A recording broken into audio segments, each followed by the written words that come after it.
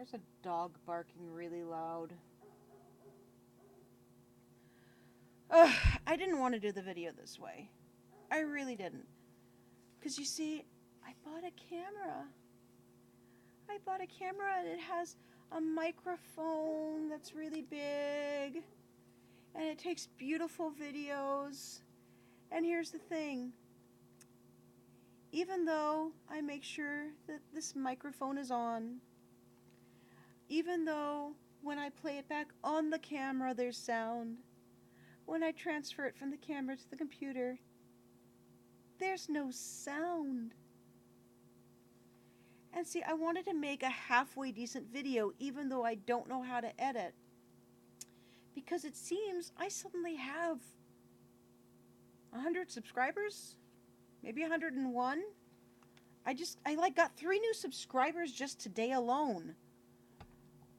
Which is shocking for me because I know I'm a nothing channel. I don't know how to edit. I don't have a theme. I do everything from ranting to singing to Loki on a chopstick. And I wanted to rant to you tonight. And I did a whole beautiful 16-minute rant outside in my backyard.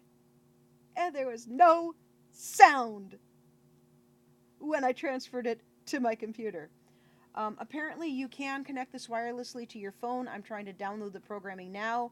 That might actually solve the problem. If I can send it to my phone and it has sound on my phone, then I can maybe hook my phone up to my computer and transfer it that way. Yeah. Modern technology. Okay, so hello new subscribers.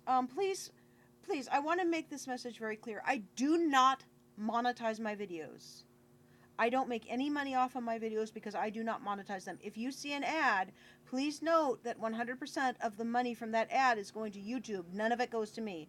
So please do not feel guilty if you are, using an ad blocker. With that out of the way, recently I called for a revolution against quacks and quackery. And I didn't name the products in that video because even though I'm a nothing channel, I do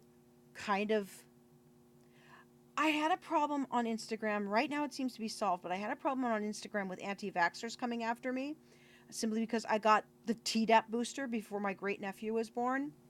And 2 years went past between the Tdap booster and the picture on Instagram of me getting the Tdap booster and the anti-vaxxers finding it. And by this time, my great-nephew is vaccinated himself. And they're coming after me saying, you need to stay away from him because vaccines shed. They don't shed. You're full of heavy metals. And it just went on and on and on and on. And they were actually taking my videos and embedding them onto their own Instagram and calling me mentally ill and stuff. And yeah, I lost my temper on them, and I've lost my temper on the anti-GMO folks. Of course, every single anti-GMO person I've met so far has also been anti-vax, which is why I say, tick off an anti-vax or eat GMOs while getting your flu shot. But I didn't mention the products' names.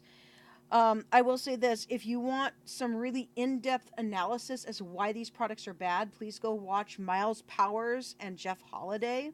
I'll try to link their YouTube channels down below in the description. I've only recently subscribed to them, but I am super impressed by their knowledge. And they can explain the dangers of these products way better than I can.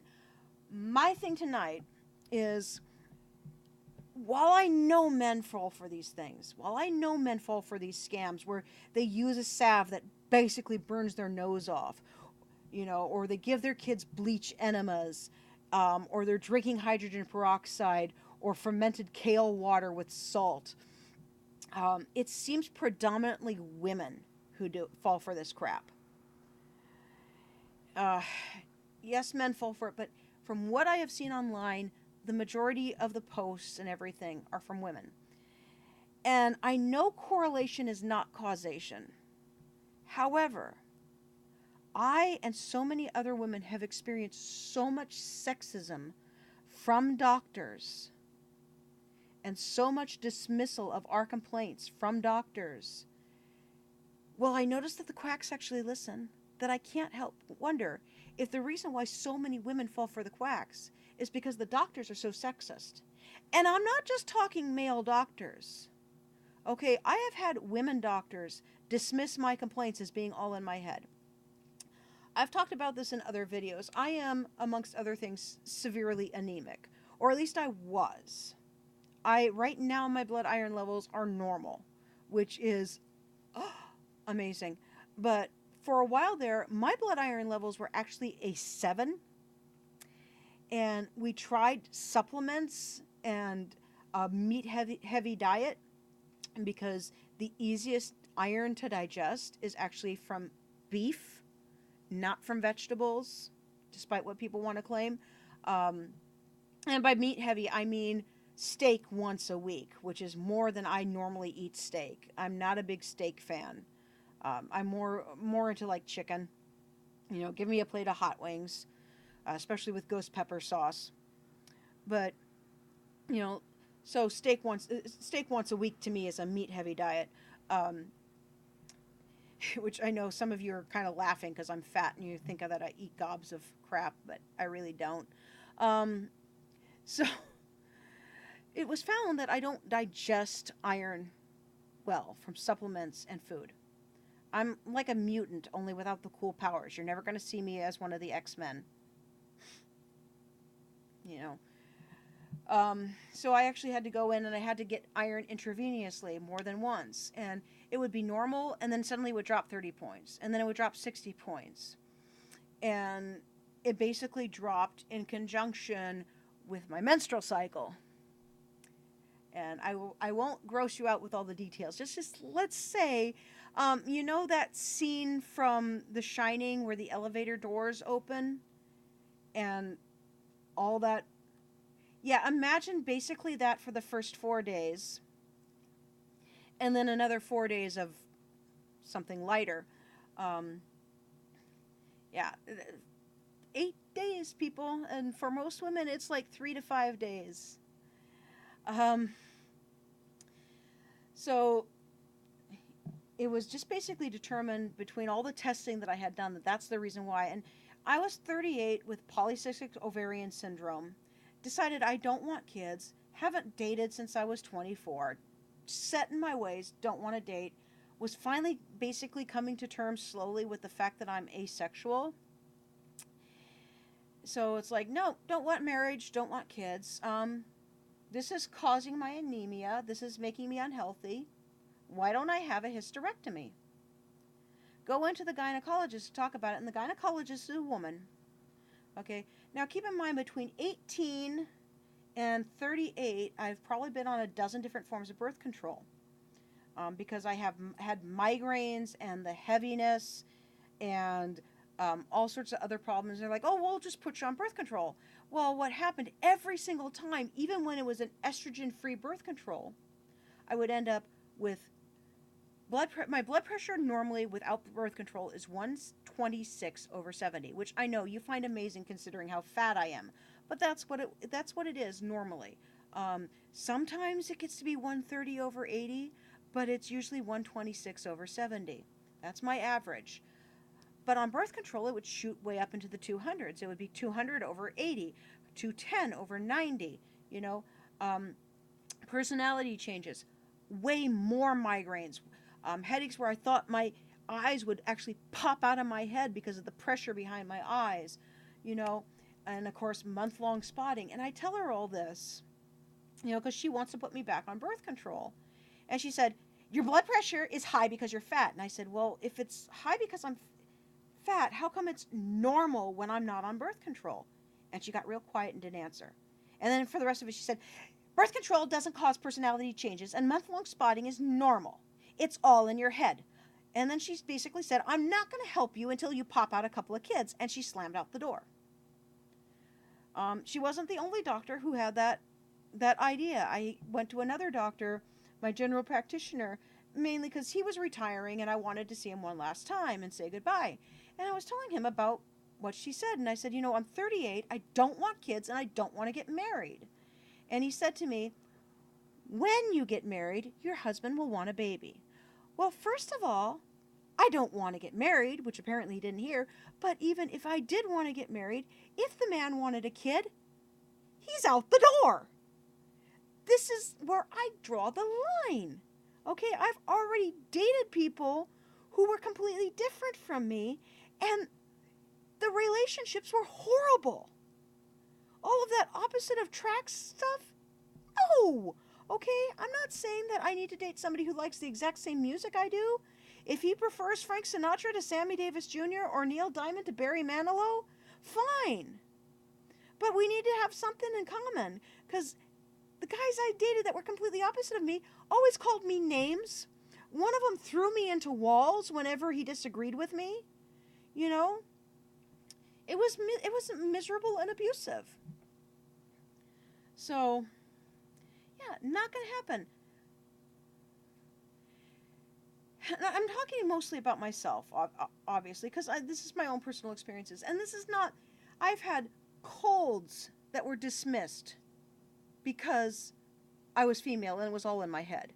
Never mind that I had a runny nose and I was coughing up phlegm. No, it was all in my head. My allergic reactions have been dismissed as being all in my head, by medical professionals. Pain I was feeling, it's all in your head. I'm not the only woman to experience this, though. Talking to other women, they have had their endometriosis completely dismissed. It took years for them to get a diagnosis, years of suffering. Women with uterine fibroids their problems were completely dismissed as being all in their head. Women with cancer who had their problems dismissed as being all in their head until they finally found a doctor that would listen to them. And there's so much sexism in the medical industry, just for the child-free by choice people like myself. Did you know that if a woman is married and she wants to have her tubes tied, many doctors require her husband to sign a permission slip?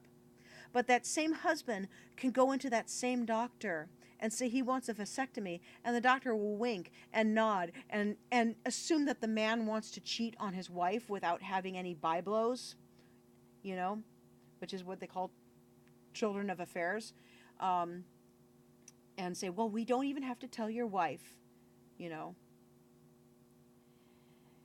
got these doctors that won't listen to you, that dismiss everything as being all in your head. And you're in pain and you're suffering every day. And then along comes a quack. And the quack says, oh no, it's not all in your head. You're very sick.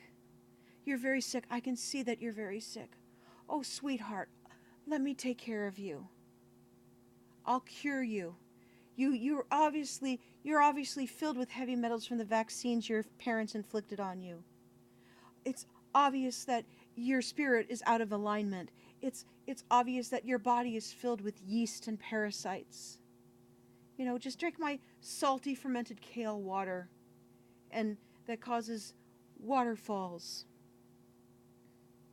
otherwise known as severe diarrhea and dehydration. Just use this salve that'll burn your flesh. Just drink this hydrogen peroxide. Yes, that's one of the treatments that these quacks pass out there. They say to drink hydrogen peroxide. Drink this silver. Use this essential oil. And oh my God, the essential oils. Do not use them on your children. Okay? Do not. If you want to rub some peppermint oil on your forehead, fine. But that same mentholated eucalyptus oil that you're rubbing on your chest can cause your child to have a seizure and die. Don't use tea tree oil on your pets. I know that if you go into certain markets, they're like, oh, if you put a drop of tea tree oil on your pet's bedding, then they won't have fleas. No, your pet will have a seizure and die. Tea tree oil is deadly poison to cats and dogs. If you put it in a diffuser, your cat or your dog will die. But the quacks they listen, and they tell you it's not all in your head. And you just need to do this and you'll be well. And the doctors are like, you're a woman. You're a hypochondriac by nature. If you have endometriosis and it's actually been diagnosed, just get pregnant. It'll cure you. And it's obviously not all doctors, because I eventually did get my hysterectomy. I found, broke down in my endocrinologist's office, and he found me a gynecologist who in turn sent me to another gynecologist who specializes in women's cancers. And she found a growth in there, so they suddenly couldn't wait to get it out, you know? But yeah, I mean, who knows where I'd be right now if I had just went with the first gynecologist who didn't want to help me until I had children. There is a reason why uterine cancer is called the silent killer, and it's because in some cases the doctors don't take the woman seriously and they say her problems are all in her head. So I just can't help but wonder, even though correlation is not causation,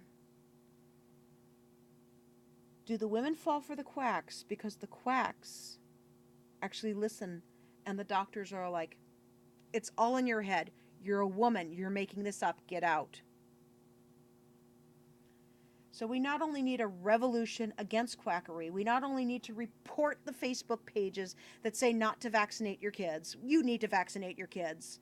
And report anything that is selling these scam products. And we need to start telling people, no, don't use essential oils on your kids or your pets. No, don't use this salve that burns your flesh. You know, we not only need that, but we also need to stand up to doctors who say that a woman's complaints are all in her head and say, it's not. Would you please shut up and listen? You might actually find something severely wrong, because there are women out there right this second who have cancer and have been completely dismissed by their doctors simply because they're a woman.